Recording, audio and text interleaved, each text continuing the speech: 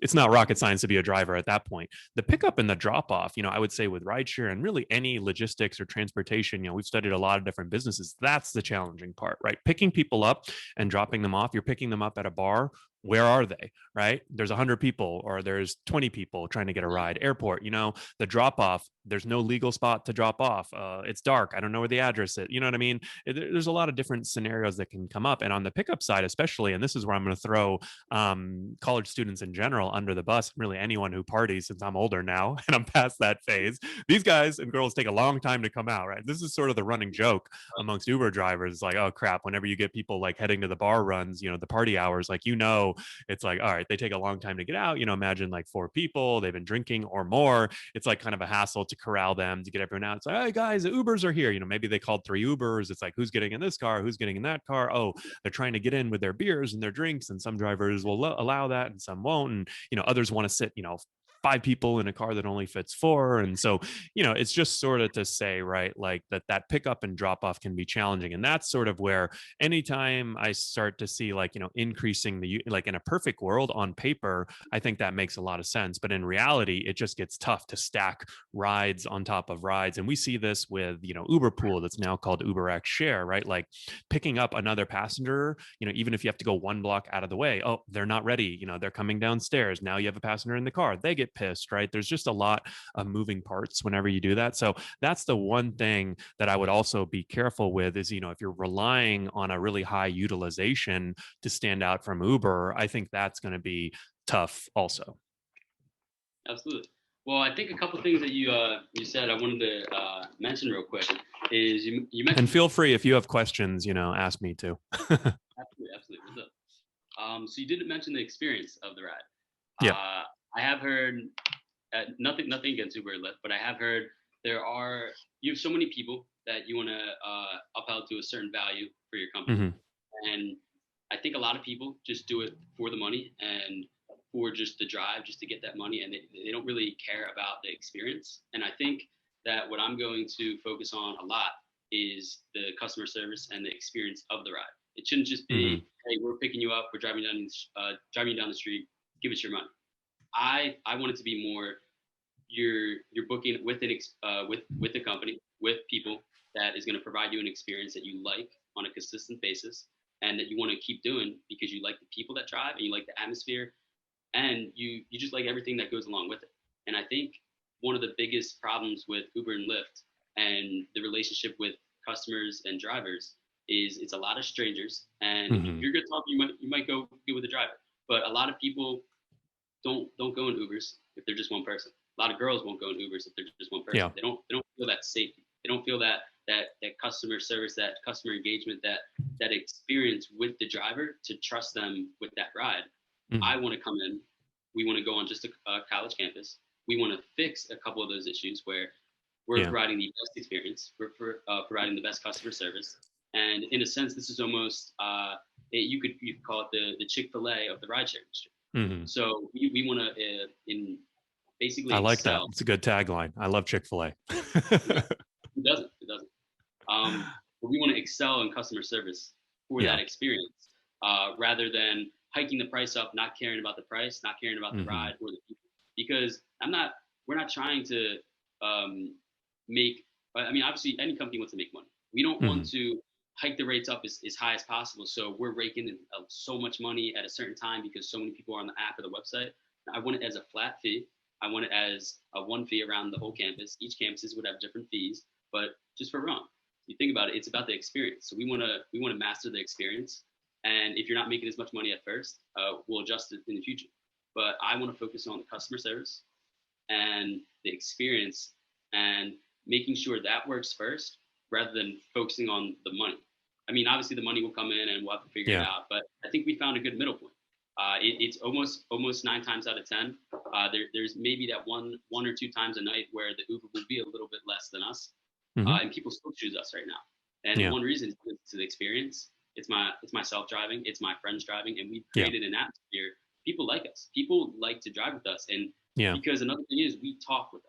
We engage in with the customers with conversation. A lot of times I've been in an Uber. I've been in several Ubers before, to Philly, to the bars.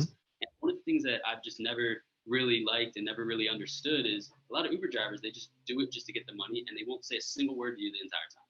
You'll get in Yeah. the car, they'll drive you. I mean, yeah, it's their job. They just all they have to do is just drive you there.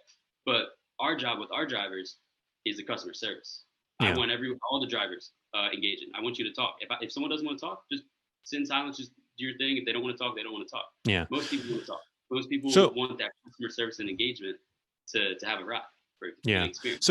So I think you're getting at something interesting. So this is where I think you're kind of like, maybe this is a good thing to double tap on, right? Because this is like, okay, this is something where I think you can stand out, right? Like the customers, I think it's easy to sort of say, hey, we're going to provide better customer service. We're going to provide a better experience, right? But if you're hiring the same types of drivers, the same pool of drivers, right? Like there's a reason why, most Uber and Lyft drivers don't talk to you, when you get into the car, right? When you've done 20,000 trips and, it's sort of like in my book, we call it the honeymoon period. When you first start driving for Uber and Lyft, it's fun, it's easy, and then it becomes more of a job, frankly, right? And if you're a people person, obviously you might like it more than others. But I mean, one thing we've seen during the pandemic is a lot of folks have switched over to delivery and they kind of realize like, hey, I like this a lot better. It turns out maybe I wasn't as much of a people person as I thought. Burritos don't talk back to you, right? It's a lot simpler. It's a lot easier to do food delivery, I would argue, than it is to do rideshare and deal with people,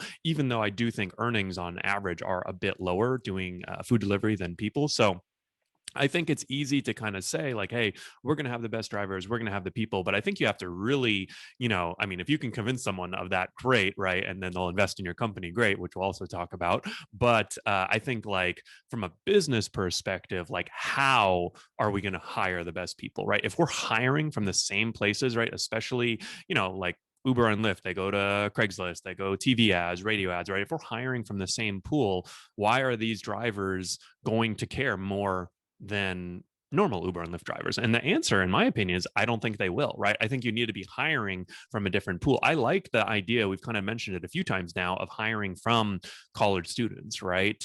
So I think that is kind of like something interesting to get into. It's sort of like, I almost, imagine it's like, one night a week, one person is the DD and they get paid, right? It's kind of a cool, like, no one wants to be the designated driver, but if they only have to do it once a week and they get paid, okay, maybe it's not so bad. Maybe some people want to do it 2 or 3 nights a week, right? And others, want to only do it once, right? And so I have seen some pretty interesting concepts before. There was a carpooling company that we did a consulting project with, and I remember one of the things that I really liked about their model is that they actually required, so this was a carpooling app where basically they would like take people who, worked at Google, for example, in the Bay Area, and they would allow you to like match a ride for a carpool, to or from work, basically, right? So usually it was like 5 or 6 main neighborhoods that they lived in. Everyone was going to the same spot, and then home, like 5 or 6, nicer, obviously, neighborhoods, and they were trying to match 2 or 3 people in one car. But one of the things they did that I really liked is they actually required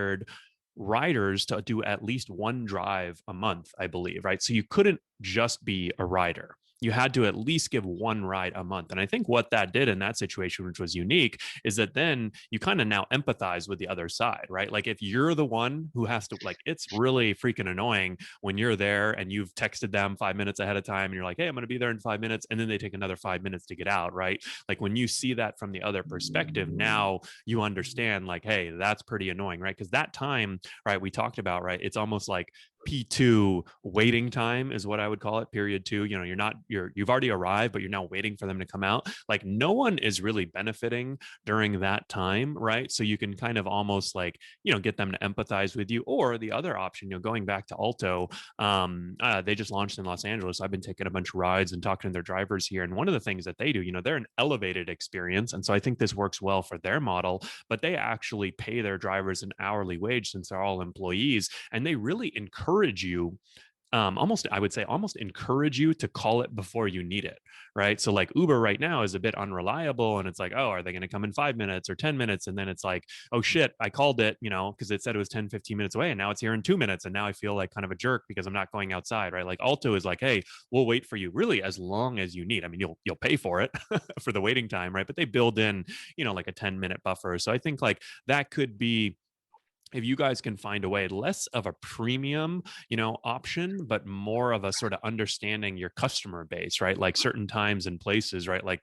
these guys, if you've got, a bunch of college students are going out on a Friday, Saturday night, they're probably not going to be super quick to get into the car, right? So like building that wait time in, like, hey, you've got a 5 or a 10 minute, period where we're actually paying the driver during that time. But, we know that it's going to take some time to get into the car. So I think you guys are onto something with the sort of community and experience aspect, but I think you just have to really think about like where or how are we going to achieve this, as we grow or as we expand. And again, some of this is like medium to longer term stuff. I don't think you need to figure it out right now today. Maybe figure it out years from now or maybe a year from now, but it's just sort of things that I would start noodling on in your mind, right? Because if you start trying, like if you were coming to me and asking for $1 million to expand this company to other colleges, that's like one of the questions I would ask you. And if you didn't have a good answer for me there, I think it would be a pretty easy no, right? So that would be something I would consider. What do you think?